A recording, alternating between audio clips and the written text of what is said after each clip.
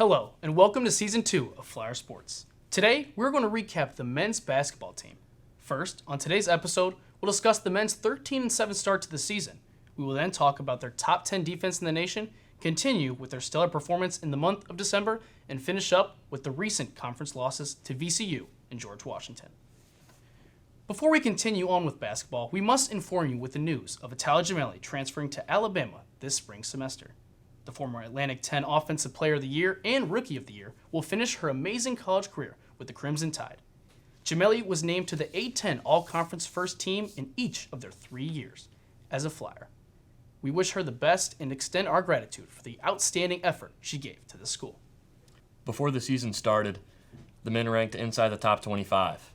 After a solid 4-1 start to the season, the Flyers ran into trouble at the Battle for Atlantis tournament down in the Bahamas. They lost all 3 of their games and dropped outside of the top 50 in NCAA ranking.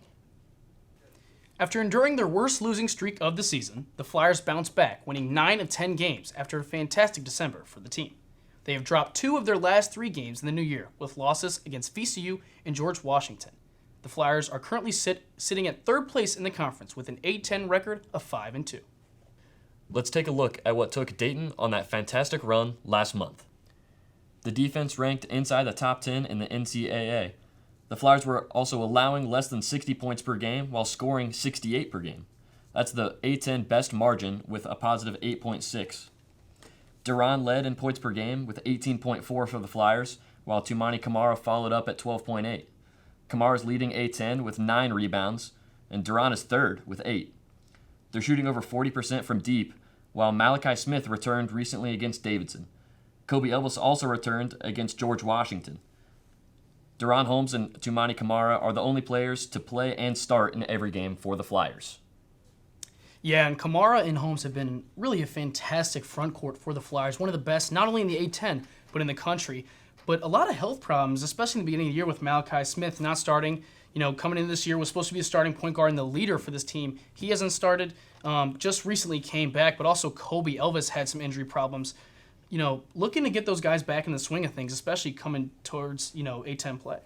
Yeah, I think it's really important for this team to get healthy down the stretch, headed into the A10 tournament. I mean, this is really when we need it. Every game is counting, and they're right on the brink of that border in the top 64 with that recent loss. Now we're outside. We were almost inside the top 40, which is a really comfortable position for the Flyers, but now our team is finally healthy. I think this is the first time all season that we've had all the players ready to go. And so I think the Flyers are really going to have to turn it up with some recent losses. Yeah, and 2 tough losses out of their 3 games really puts them at 3rd in the A10, and they're going to have to dig deep and try and get some wins in the months of in January and February going into the A10 tournament. The Flyers would not have had the great run if it wasn't for the stellar play of last year's A10 Rookie of the Year, Duran Holmes. In those 10 games, Holmes surpassed the 20-point mark 8 times, going over 30 twice. Yeah, Duran Holmes really making a case for himself as the Player of the Year in the A10. Had a really great month of December. Started out with a 24-10 double-double, along with 2 blocks against a solid Western Michigan squad, and didn't look back there. Had 27 points in the next game against UNC Asheville, and then had back-to-back 32-point games against both Davidson and Fordham to start out A10 play. Also having 8 rebounds per game and averaging overall an 18.4 points a game. Really making a case for himself as, the most dominant player in the A10. And as far as draft stock goes, there's been a lot of talk around him, especially after the season that he had. And I'll tell you, this month of December has been really good for that, going into, what the draft could be for him. Yeah, Joe. In the preseason, I know that there were some ESPN articles that had mentioned him as, right around the lottery, somewhere 14 to 16, kind of right on the edge. After some tough losses, especially after that Battle for Atlantis tournament, he was down in the 2nd round.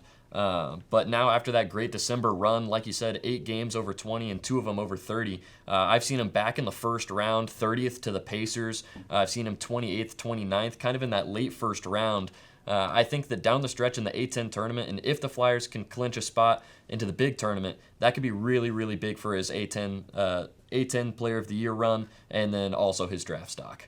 Yeah, and Duran Holmes really on the watch for top big men in the country and also top players in the country, despite any position. great job from him lately, and he's going to look to keep things up going into the end of A10 play, especially in the month of February, where they have two huge games back-to-back against VCU and St. Louis. And as we all know, Duran is one of the best defenders in the A10, but the Flyers are also one of the best defending teams in the nation. They currently sit in the top 10 in defensive rating, holding their opponents to just 59.6 points per game on only 38% shooting from the field. Dayton is also winning the battle on the boards with 38 rebounds a game, holding their opponents to 31 per. They average 7 more than their opponents. And the Flyers currently sit as the tallest team in the country. And, it starts out with Duran Holmes and Toumani Camara, obviously, but Mustafa Amzil has also played a big role with his 19 points that really led the Flyers to that huge win against Davidson. And, defensively, that's really been the key to this team's success this year so far. Absolutely. I've got a great story about that Mustafa Amzil 19-point game. His family actually came, I believe, for that VCU game that they dropped and decided to stay a little bit longer to try and see them win. And he delivered with 19 points in that big win against Davidson. And, just what a way for your family to be here all the way from, Finland, extend their stay just to see if they can get a Flyer win. And then he had a season high of 19. It's a pretty sweet story.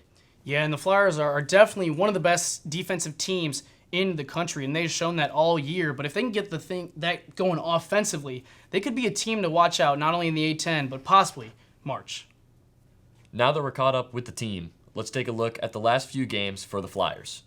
They have dropped 2 of their last 3 in conference play and have matchups against Rhode Island and Richmond next week. The first of their recent 3-game stretch was a brutal loss against VCU. The Flyers held a 14-point lead, but allowed VCU to close the gap over the course of the second half. By the end of the first half, Dayton was leading 33-19, but VCU went on a 21-9 run to start the second half. That was led by David Shriver's red-hot shooting from 3. With this hot start to the half, the Rams were able to cut the lead down to 1 with over 10 minutes remaining to play.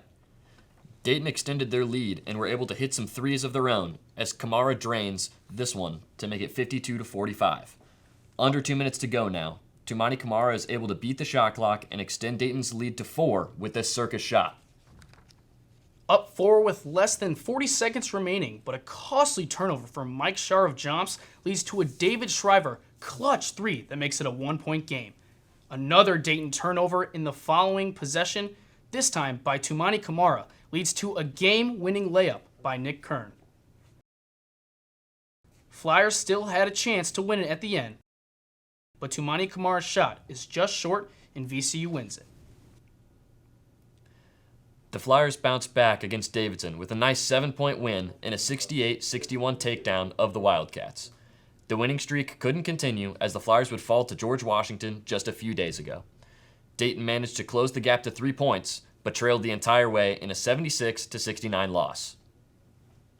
Yeah, tough game against VCU. Obviously, one of the best teams in the A10, and they've shown that over the past decade. But really felt like the Flyers were in control of that one. And, VCU played a great second half, started off, really hot with David Shriver obviously tearing them up from deep, and turned out to win that ball game against the Flyers.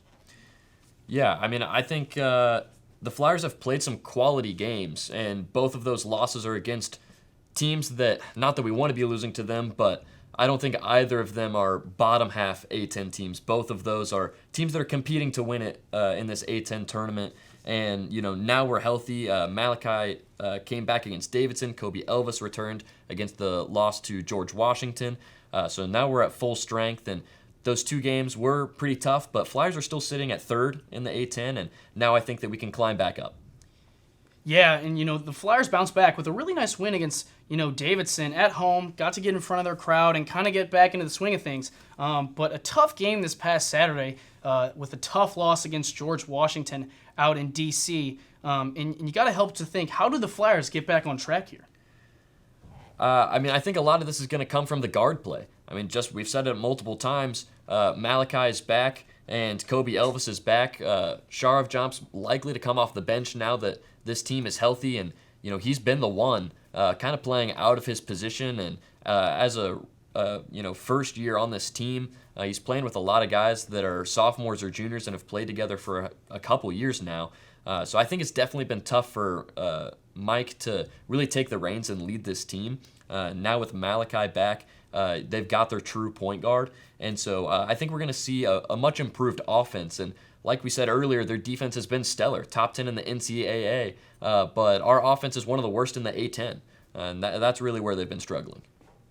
Yeah, and Flyers slowly getting healthy and getting back into things, slowly getting things together for Anthony Grant's squad, and they'll really look to need that in prime shape for A10 play. The Flyers have Rhode Island and Richmond coming up in conference play this week.